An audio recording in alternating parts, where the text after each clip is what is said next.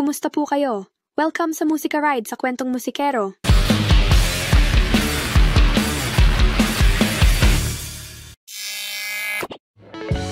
Magandang araw, ako po si Bal ng Musika Ride sa Kwentong Musikero. At welcome po sa ating channel.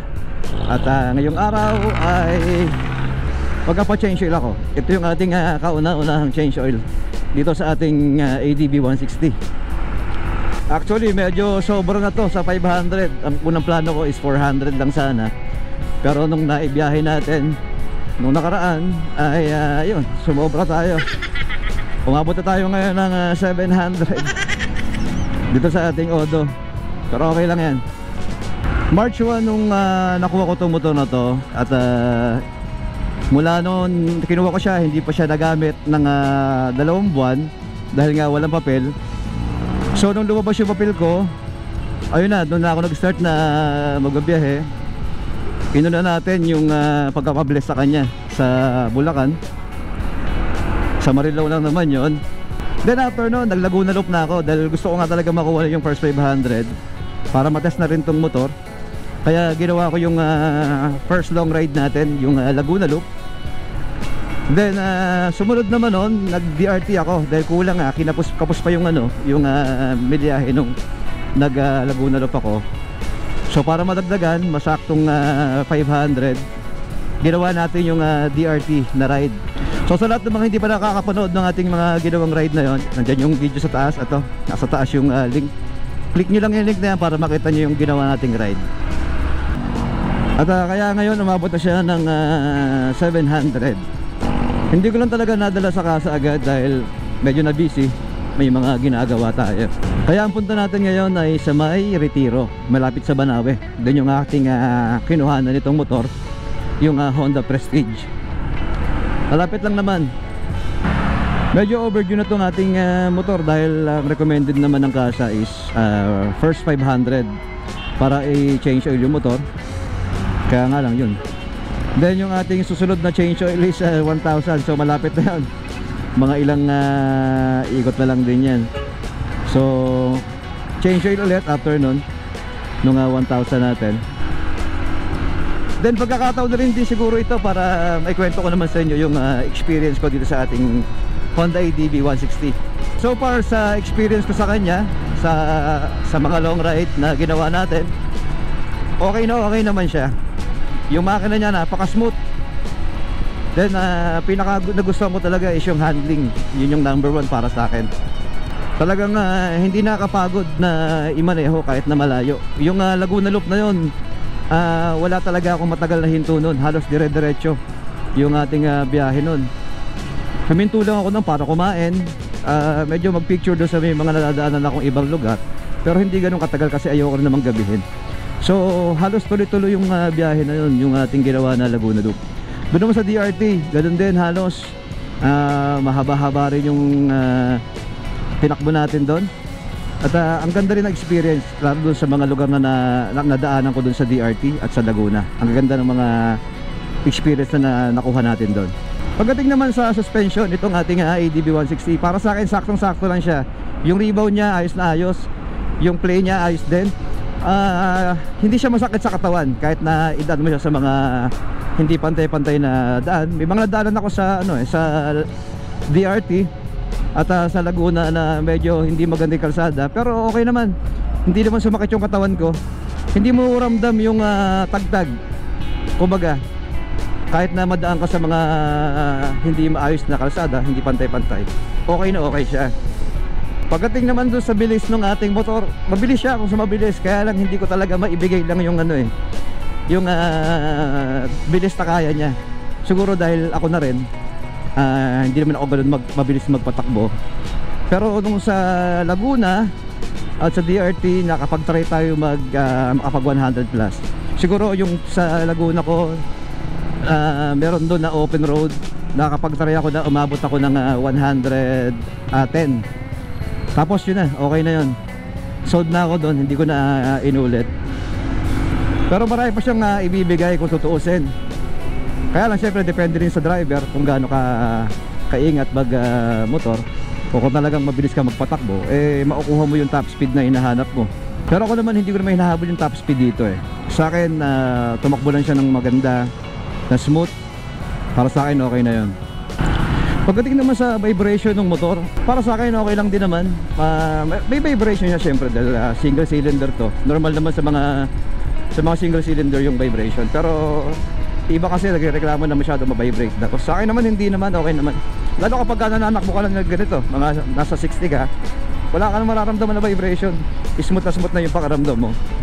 Kung naka-idle ka, syempre mararamdaman mo yung vibration niya. Pero hindi naman ganoon ka grabe. Saktong vibration lang naman yung mararamdaman mo. Kung mapapansin yung ating windshield, kasi kung ma-vibrate ng todo to, makikita nyo kumakalampag yan. Since hindi naman, so yung pakaramdam na syempre gumagana yung makina, may vibration ng konti. Ramdam mo sa kamay, ramdam mo medyo sa paa, pero normal na lang yun. Sa ating first 500 na Odo, ang napalitan ko pa lang dito is yung busina. Yung pa lang ang nababago ko sa kanya. Wala akong naidagdag pa. Pero plano ko maglagay ng mini driving light. Dahil yung ating stock na headlight is hindi ko gusto. Hindi kasi siya focus yung ating yung projection ng ilaw ng stock na headlight. Para siyang kalat. So maliwanag siya pero kalat. Kaya yun ang problema. Kapag naka-low beam ka, yun, kalat yung ilaw mo. Magkakaroon lang siya ng medyo na konting focus kapag yung nasa malapitan, pero yung medyo open yung daan, parang baliwala yung yung headlight mo, hindi siya ganoon ka liwanag. Ang problema naman, hindi ko pa na-adjust yung ilaw. Kapag naka high beam ka, sobrang tingala naman yan, nakakahiya naman doon sa mga sa mga kasalubong mo dahil nakatingala yung ilaw mo, so silaw na silaw yung mga nakasalubong, kaya hindi mo magagamit yung yung high beam kapag may mga nakasalubong ka. Kailangan magpatay ka dahil sigurado ilawan ka din or kaya bubusinahan ka. So yun siguro yung gagawin natin sa susunod. Mag-aayos tayo nitong ilaw. Maglalagay ako ng mini driving light dahil hindi natin masabi, minsan madaan tayo sa mga sobrang dilim na lugar, maganda na yung maliwanag yung yung ilaw natin at makita natin na maayos yung kalsada. So far yun pa lang naman yung naiisip ko na gawin dito. Wala naman ako ibang gusto pang gawin sa kanya dahil para sa akin okay na tong motor So malakas na busina meron na tayo, magandang ilaw na lang na backup ng ating stock na headlight. Then siguro kailangan din natin ng top box. Importante yan pag may mga lakad tayong malalayo. Kailangan natin ng top box kasi syempre magdadala tayo ng mga baon-baon natin, mga damit, tubig, kung ano-ano. Syempre yung ating seat may mga laman na yan, so kailangan natin ng extra compartment para sa ating mga dalang gamit. So kailangan natin ng top box, pero wala pa tayong pera kaya tiis-tiis muna. Ayun, so nandito na tayo malapit sa kanto ng NS Amoranto. Kakaliwa na tayo rito. Yan, ito yung NS Amoranto. Pagkaliwa natin dyan, nandyan na yung Honda Prestige. Sana wala masyadong nagpa-service para mabilis lang tayo. Okay.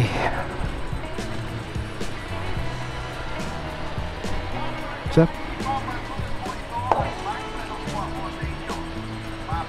Change oil lang. Bakit ka na? Ayun, okay. Nakakuha na tayo ng ating slot para magpa-change oil.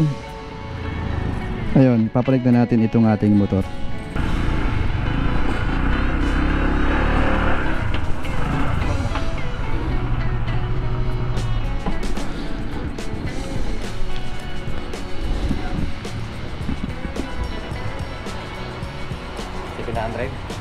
Oo.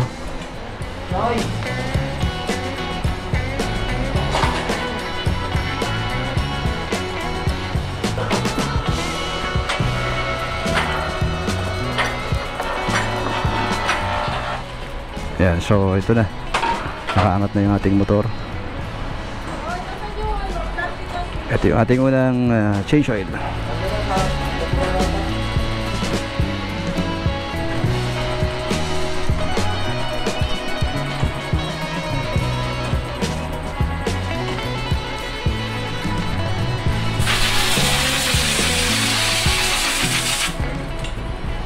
Ayan, sa habang naghihintay tayo ng pag-change oil, tingnan natin yung mga motor na meron dito. Airblade 160. Ito yung Winner X, oh. Pogi. Yan. Tapos ano to? SP160 Honda Airblade. Tapos Click. Nice. Ito yung 160. Ito ang SRP nito 160. Nasa 119 na. 119? Ang ganda. May meron pang promo. Collection of 3,000. Naka-promo kayo ngayon. Wow. Yan, ito yung binili ni Vladi, yung pamangkin ko, nakabanta ko rin. Ito yung ating Honda ADV 160. Yan. Kung gusto nyo kumuha, ang cash price nila is 167,890. Pwede kayo mag-down kung kukunin nyo ng installment ng 20,000. Tapos ang monthly nyo is 7,652 sa 36 months. Yan. O, diba? Dito lang yan sa Honda Prestige sa May Retiro. Punta lang kayo dito. Okay, ayan. Tapos na tayong magpa-change oil dito ang ating motor. At yun. Buti na lang, konti lang yung tao. At wala masyadong ginagawa. Kaya mabilis tayo natapos. So, uwian na. Let's go. Okay, sa wakas naka first change oil na rin tayo. Ayun, so kinausap natin yung mekaniko kung kailan tayo magpa next change oil.